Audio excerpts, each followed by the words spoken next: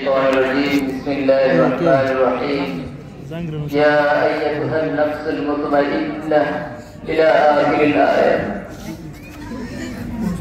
পবিত্র আত্মা পবিত্র রবের কাছে চলে গিয়েছেন। পবিত্র আত্মা পবিত্র রবের সান্নিধ্যে চলে গিয়েছেন। এমন একটি মহা গুরুত্বপূর্ণ মাসে, যেই মাসটি আল্লাহ রাব্বুল আলামিন নিজের মাস বলে ঘোষণা করেছেন, এমন একটি মাসে তিনি মহান রব্বুল আলামিনের সান্নিধ্যে চলে গিয়েছেন। আমি দুটি কথা বলি, আমি আজকের আলোচনা শেষ করে দিচ্ছি।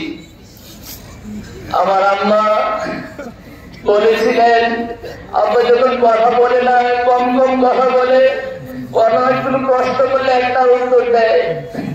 আম্মা জিজ্ঞেস করলেন, আব্বা বলতেছিলেন আমার জানালাটা খুলে দাও। আম্মা জিজ্ঞেস করলেন কেন খুলে দিব জানালা? আব্বা উত্তর দিলেন আমি মদিনায় চলে যাবো, আমি মদিনায় চলে যাবো। এই কথা বলে 3 দিনের মাথায় আব্বা হসপিটাল ভর্তি হয়ে গেছে। গত শুক্রবার আমি জুমার নামাজ পড়তেছিলাম। নামাজের পর আমাকে 3টি ছেলে এসে বললেন, হুজুর আমি জানি না আমাদের তিনি মুর্শিদ আপনাকে অসুস্থ, আমি জানি না। তিনি এসে একটা স্বপ্নের কথা বললেন। তিনি বলতেছেন, আমি দেখলাম রাতের বেলা গভীরে, বৃহস্পতিবার রাত গভীর আমি স্বপ্নে দেখলাম যে আমার পীর মুর্শিদ জানলা ফরিদপুরা দাদা হুজুরের সঙ্গে তিনি হেঁটে যাচ্ছেন। সাথে দেখলাম সরসিনার দাদা হুজুরের সঙ্গে তিনি হেঁটে যাচ্ছেন। যেতে যেতে দেখলাম তিনি জান্নাতের দিকে ঢুকে যাচ্ছেন। এমন সময় ওই ভাই বলে আমি তাকে জিজ্ঞেস করলাম, হুজুর বলে কাজ করার সাথে সাথে আমার আব্বা যান তার দিকে একটু দিকে তাকালেন, তাকিয়ে একটা মুস্কি হাসি দিলেন। হাসি দিয়ে হাতটা এভাবে নাড়িয়ে বললেন দেখা হবে।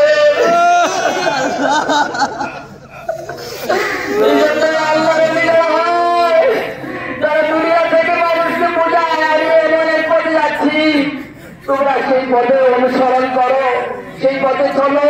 সেই পথে যদি চলতে পারো, আল্লাহর জান্নাত তোমার জন্য অপেক্ষা করবে।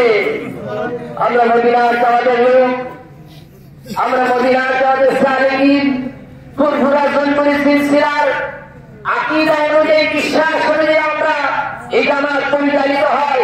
এই জামাত আল্লাহ রাব্বুল আলামিনের প্রিয় নবী মুহাম্মদ রাসূলুল্লাহ সাল্লাল্লাহু আলাইহি ওয়াসাল্লামে আযাবকৃত আমার দাদা হুজুরকে আল্লাহ রাসূল সাল্লাল্লাহু আলাইহি ওয়াসাল্লাম মদিনার জামাত দিয়েছিলেন। সেখান থেকে দাদা হুজুর কেবলা আমার আব্বাকে মদিনার জামাতের খেলাফতের দায়িত্ব দিয়েছিলেন। আমরা মদিনার জামাতের সুশীতল ছায়া ধরে আল্লাহ রাব্বুল আলামিন আমাদেরকে জায়গা করে দিয়েছেন।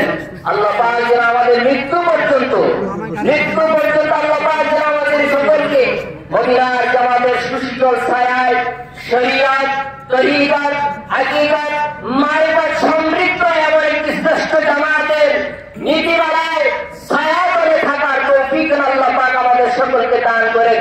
সকলে বলেন আল্লাহুম্মা আমিন।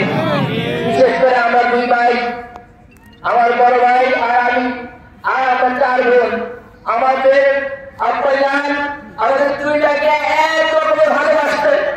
আমি কখনো দেখি নাই আমার আব্বার ভালোবাসার মধ্যে কোনো পার্থক্য আছে। তিনি 2জনকে আমাদের এক রকমের তিনি ভালোবাসতেন। একজন পিতা কিভাবে তার সন্তানকে ভালোবাসতে হয়, আমার আব্বা ছিলেন তার একজন জ্বলন্ত উদাহরণ। আমার আব্বা কখনো দেখি নাই রাসূল করিম সাল্লাল্লাহু আলাইহি ওয়াসাল্লামের সুন্নাত অনুযায়ী মানুষের সঙ্গে যেভাবে কথা বলতে হয়, যেভাবে আচরণ করতে হয়, যেভাবে তার সাথে লেনদেন করতে হয়, আমার আব্বার প্রত্যেকটি কাজ কর্ম, চলাফেরা, ওঠা বসা, লেনদেন সব কিছু আমার নবীর রঙের সাথে মিল ছিলেন। আমরা মদিনার জামাতের লোক, আমাদের তো আমাদের সেই প্রিয় মুর্শিদ কেবলা আমার আব্বা জানের পদাঙ্ক, তিনি যেভাবে জীবন চালিয়েছেন, যেভাবে তিনি মানুষের সঙ্গে কথা বলেছেন, যেভাবে তিনি হাসি দিয়ে কথা বলেছেন, তার কাছে কোনো শত্রু ছিল না, তার কাছে কোনো বন্ধু ছিল না, তার কাছে গোটা দুনিয়ার সব মানুষ একরকম ছিল। তিনি সবার সাথে হাসি মুখে কথা বলতেন। আল্লাহ পাক যেন আব্বার নেক দোয়া আমাদের সকলকে দান করেন। আর বলেন আমিন। বিশেষ করে সোনাকান্দা দরবার শরীফের পীর মুর্শিদ কেবলা সহ বিভিন্ন দরবারের পীর মুর্শিদ কেবলাগণ এসেছেন, হক্কানি ওলামায়ে কেরামগণ এসেছেন, হক্কানি আলেম ওলামাগণ এসেছেন। আমি সকলকে আমি আজকে এই জানাজার ময়দান থেকে আমার আত্মাকে আপনারা সম্মান করে এসেছেন, ভালোবেসে এসেছেন, আমি আপনাদের সকলের কাছে কৃতজ্ঞ। আল্লাহ পাক যেন আপনাদের সকলকে পূর্ণ জাযা খায়ের দান করে, সকল আল্লাহুম্মা আমিন। এই বলে আমি আমার আজকের বক্তব্য শেষ করেছি। আল্লাহ হাফেজ। আসসালামু আলাইকুম ওয়া রাহমাতুল্লাহি ওয়া বারাকাতুহু।